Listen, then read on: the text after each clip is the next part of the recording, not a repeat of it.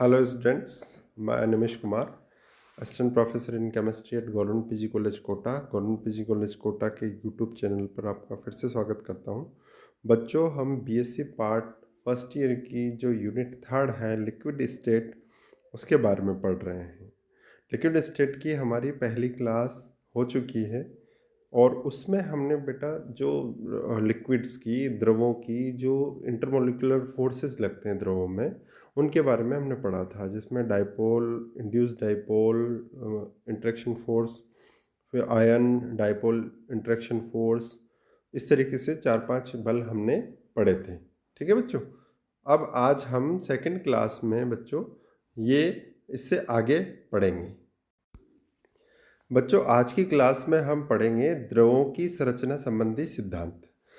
अब इसमें जो सबसे पहला सिद्धांत दिया है वो दिया है बेटा बर्नेल तथा स्कोट ने। बर्नेल तथा स्कोट ने। अब देखो यहाँ पर एक जो ठोस अवस्था, गैस अवस्था और द्रव अवस्था में क्या अंतर होता है वो हमें मॉलिक्यूल से बताया गया है।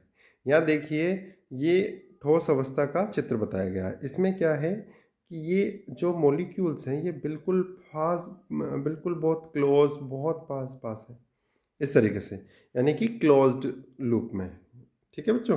और दूसरा, जब हम द्रव अवस्था में देखते हैं तो यहाँ पर थोड़े थोड़े ये डिस्टेंस में है, यानी कि इनके अणुओं के मध्य में दूरी है। ठीक है बेटा। और हम जब गैसेस स्टेट पे आते हैं, जब हम गैसेस स्टेट पे आते हैं तो ये देखो बेटा, ये दूर दूर, ये अणु दूर दूर हो गए यहाँ पे। ठीक है। यही क्या कहलाता है बेटा, इनके बीच में जो जगह हो रही है ना, उससे भी हम पहचान सकते हैं कि ठोस बिल्कुल एकदम क्लोज्ड पैकिंग होती है इनकी। द्रवावस्था में अणु थोड़े दूर अवस्थित होते हैं और गैसीय अवस्था में अणु थोड़ा और ज़्यादा दूर दूर अवस्थित होते हैं। बर्नौली तथा स्कॉट ने पदार्थ की ठोस, द्रव व गैसीय अवस्था के बारे में बताया। जो इनका तुलनात्मक अध्ययन करते हैं ना बेटा हम, कि ठोस में कैसी पैकिंग है, द्रव अवस्था में कैसी पैकिंग है, गैसीय अवस्था में कैसे अणु अवस्थित हैं, उनके बारे में बर्नौली तथा स्कॉट ने क्या किया, तुलनात्मक अध्ययन किया। बर्नौली तथा स्कॉट के अनुसार ठोस अवस्था पदार्थ की पूर्णतः व्यवस्थित अवस्था होती है, जिसमें प्रत्येक अणु अपनी समन्वय संख्या के बराबर, अपनी समन्वय संख्या, अब यहाँ पर ध्यान देना बेटा, समन्वय संख्या क्या, कि जितने से वो घिरा हुआ रहता है के बराबर अन्य अणुओं द्वारा निकटतम स्थितियों पर घिरा हुआ रहता है। इसलिए अणुओं के मध्य रिक्त स्थान क्या होता है, न्यूनतम होता है। यानी कि देखो यहाँ पर बच्चों, ये अणुओं के मध्य यहाँ पर बहुत ही क्लोज्ड पैकिंग है। अणुओं के मध्य ये यहाँ पर एक अणु है, फिर दूसरा अणु बिल्कुल पास पास ही है, तो यहाँ पर क्लोज्ड पैकिंग है। ठीक है। अब अगर दूसरे तरफ हम द्रव अवस्था में देखें, द्रव अवस्था में क्या है बेटा, द्रव अवस्था में है कि जबकि गैसीय अवस्था जो है वो पूर्णतः अव्यवस्थित है, अवस्था है जिसमें सभी अणु अनियंत्रित तथा मुक्त गति करते रहते हैं। द्रव अवस्था ठोस तथा गैस की मध्यवर्ती अवस्था कहलाती है। ठीक है बच्चों, ये देखो यहाँ पे, ये दोनों की मध्यवर्ती अवस्था है। द्रव अवस्था क्या है, दोनों की मध्यवर्ती। न तो इसमें इसकी तरह पैकिंग है, क्लोज्ड पैकिंग है, व्यवस्थित है, नहीं बहुत ज़्यादा अव्यवस्थित है, न तो बहुत ज़्यादा व्यवस्थित है, नहीं बहुत ज़्यादा अव्यवस्थित है। दोनों की ये द्रव अवस्था जो है वो मध्यवर्ती अवस्था कहलाती है। द्रव अवस्था ठोस तथा गैस की मध्यवर्ती अवस्था है, जिसमें अणु निश्चित संख्या में अन्य अणुओं द्वारा एक विशिष्ट व्यवस्था में घिरा रहता है, किंतु समन्वय संख्या का मान ठोस से कम होने के कारण अणु के मध्य रिक्त स्थान अपेक्षाकृत अधिक होता है। इसलिए द्रव में अव्यवस्था ठोसों से अधिक पाई जाती है, जिसके कारण अणुओं की नियंत्रित गति संभव होती है। ये किसने दिया बेटा, ये बर्नौली तथा स्कॉट के द्वारा दिया गया सिद्धांत है। यानी कि अणु किस प्रकार से ठोस में व्यवस्थित हैं, गैस में व्यवस्थित हैं और द्रव अवस्था में व्यवस्थित हैं, इसके बारे में हमें कौन जानकारी देता है, इसके बारे में हमें जानकारी देते हैं बेटा बर्नौली तथा स्कॉट। अब दूसरा जो सिद्धांत है वो आयरिंग का सिद्धांत है। आयरिंग के अनुसार, आयरिंग क्या बोलता है बेटा, आयरिंग के अनुसार किसी मुक्त आयतन की अवधारणा में, यानी कि आयरिंग के अनुसार पदार्थ को उसके गलनांक पर ध्यान देना बेटा, यहाँ पर ये बातें बहुत इंपॉर्टेंट है। उसके गलनांक पर, क्या है, उसके गलनांक पर ध्यान दे बेटा। ठोस से द्रव अवस्था में परिवर्तित करने पर आयतन में लगभग 3% की वृद्धि प्रेषित होती है। यानी कि बेटा ये क्या, मैं ये अपन फर्स्ट क्लास में पढ़ चुके हैं इसके बारे में कि क्या होता है जब हम उनके गलनांक, जो पदार्थ को उसके गलनांक पर ठोस से द्रव अवस्था में परिवर्तित करते हैं तो उसके आयतन में क्या होता है बेटा, 3% की वृद्धि होती है। कितने प्रतिशत की? यहाँ से जो होता है, आयरिंग क्या बोल रहा है बेटा कि किसी पदार्थ को उसके गलनांक पर ठोस से द्रव अवस्था में जब हम परिवर्तित करते हैं तो उसके आयतन में लगभग 3% की वृद्धि प्रेषित होती है। अर्थात द्रव अवस्था में क्या होता है, कुल आयतन का लगभग 3% भाग रिक्त मानक माना जा सकता है, जो द्रव का मुक्त आयतन कहलाता है। ये क्या कहलाता है बेटा, 3% भाग जो है, मैं आपको यहाँ से बताऊंगा, ये भी रिक्त स्थान है, ये भी रिक्त स्थान है और ये भी रिक्त स्थान है। और यही रिक्त स्थान क्या कहलाएगा बेटा, यही मुक्त आयतन कहलाता है। आयरिंग के अनुसार यह मुक्त आयतन संपूर्ण द्रव में लघु आकार की रिक्तियों के रूप में वितरित होता है। ठीक है, रिक्तियाँ, यही रिक्तियाँ हैं बेटा, ये जो गोले गोले दिख रहे हैं ना यहाँ पे, जो ये गोले गोले दिख रहे हैं, यही क्या है, 1 2 और 3, ये रिक्तियाँ हैं और ये द्रव अवस्था है। ठीक है, रिक्तियों के रूप में वितरित किए होता है जहाँ प्रत्येक रिक्तिका का आकार किसी अणु के आकार के लगभग समान होता है। ध्यान दे बेटा, यहाँ पर क्या होता है, वो रिक्तिका का जो आकार होता है, जो साइज होती है उस वॉइड की, वो अणु के आकार के लगभग समान होती है। जब किसी द्रव को गर्म किया जाता है तो अणुओं की द्रव अवस्था से वाष्प अवस्था में जाने की प्रवृत्ति में वृद्धि होती है। बिल्कुल सही बात है। जब हम किसी द्रव को गर्म करते हैं, जैसे पानी को ले लीजिए, पानी को जैसे हम गर्म करते हैं बेटा तो उसकी क्या हमें मिलती है, उसकी हमें भाप मिलती है, वाष्प मिलती है। ठीक है ना, वो वाटर वेपर्स हमें मिलती है। वाष्प अवस्था में जाने की प्रवृत्ति में वृद्धि होती है जब हम गर्म करते हैं। अतः वाष्प अवस्था में अणुओं की संख्या, जबकि द्रवावस्था में रिक्तियों की संख्या में वृद्धि होती है।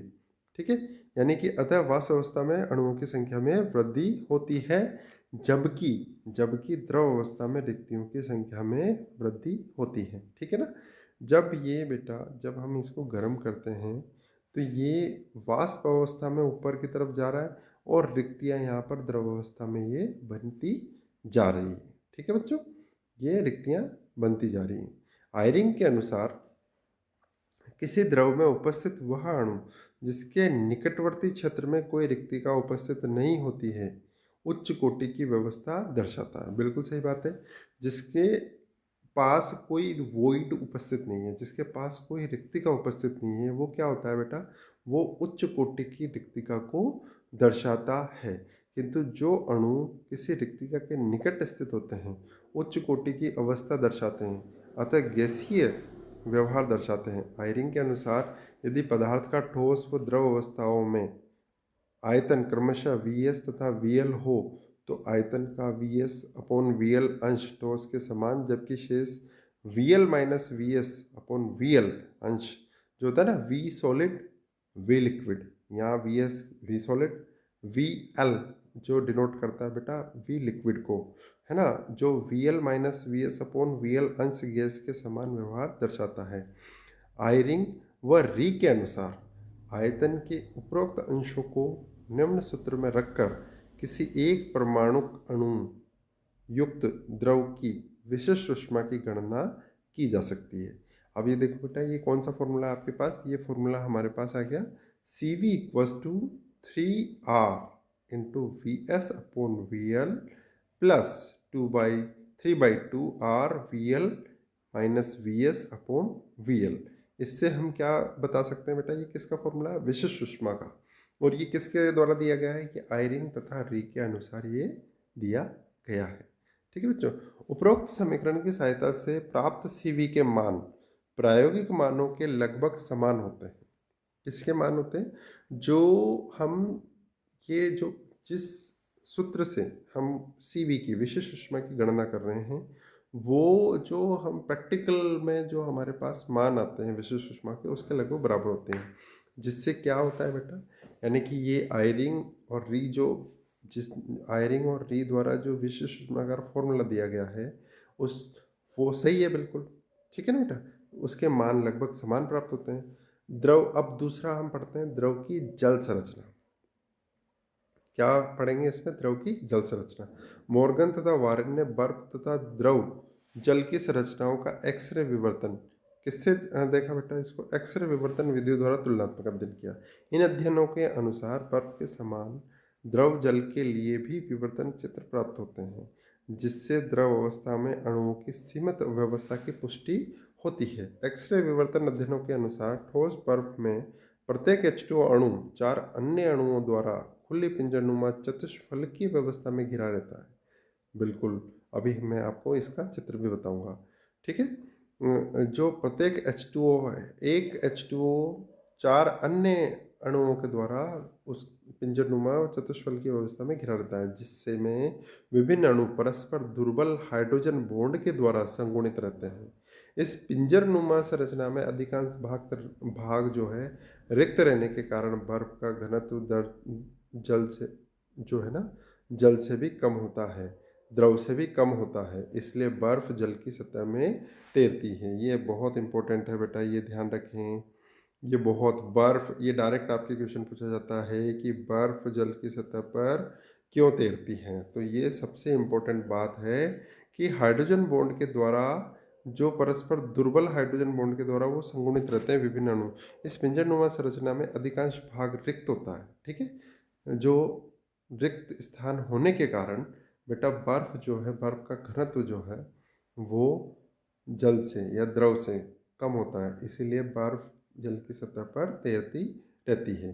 जब बर्फ को 0 डिग्री सेंटीग्रेड ताप पर गर्म किया जाता है तो चतुष्फलकीय ढांचा टूटने लगता है तथा नए H2O अणुओं का उसमें प्रवेश करने लग जाते हैं, जिससे घनत्व में वृद्धि व आयतन में कमी प्रदर्शित होती है। यह प्रक्रिया 4 डिग्री सेंटीग्रेड तक जारी रहती है, किंतु उसके उपरांत, ध्यान दे बच्चों, ये डायरेक्ट क्वेश्चन पूछा जाता है, ये डायरेक्ट क्वेश्चन पूछा जाता है बेटा, ये 4 डिग्री तक है ना, 4 डिग्री तक तो जारी रहती है, किंतु उसके उपरांत द्रव जल को और अधिक गर्म करने पर तापीय प्रभाव के कारण अणु दूर हटने लगते हैं, अर्थात घनत्व में कमी तथा आयतन में वृद्धि होने लगती है। 4 डिग्री सेंटीग्रेड के पश्चात जल सामान्य द्रव के रूप में व्यवहार दर्शाता है। ये बात आप ध्यान रखें। देखो बेटा, इसमें यहाँ पर ये यही दर्शाया गया है, ये हाइड्रोजन बॉन्ड, ये हाइड्रोजन बॉन्ड इनके बीच में बना हुआ है। इसी तरह से यहाँ पर भी हाइड्रोजन बॉन्ड बना हुआ है। ये झुंडनुमा एक मॉडल हमें प्राप्त होता है और ये H2 अणु इसमें प्रवेश कर जाते हैं। ठीक है बच्चों, द्रव जल के विभिन्न भौतिक गुणों की व्याख्या के लिए दिए गए झुंड मॉडल के अनुसार द्रव जल को अनेक अणुओं द्वारा परस्पर संगुणित होकर बनाए गए झुंडों तथा एकल अणुओं का मिश्रण माना जा सकता है, जहां एकल अणु तथा झुंड में उपस्थित अणु अंतर परिवर्तनीय रहते हैं। ठीक है बेटा, जहाँ पर क्या होते हैं, द्रव अणु, जहाँ एकल अणु तथा झुंड में उपस्थित अणु एकल परिवर्तनीय होते रहते हैं। ये देखो यहाँ पे, ये दोनों, ये बेटा, ये और ये इंटरचेंजेस इनमें होता रहता है। ठीक है, संसंजक बल, देखो द्रव में संसंजन क्या होता है, किसी द्रव के अणुओं के मध्य लगने वाले आकर्षी बलों को संसंजक बलों के रूप में परिभाषित किया जाता है तथा संसंजक बलों के कारण अणुओं का संगुणित अवस्था में रहना द्रवों के संसंजन कहलाता है, कोहेजन।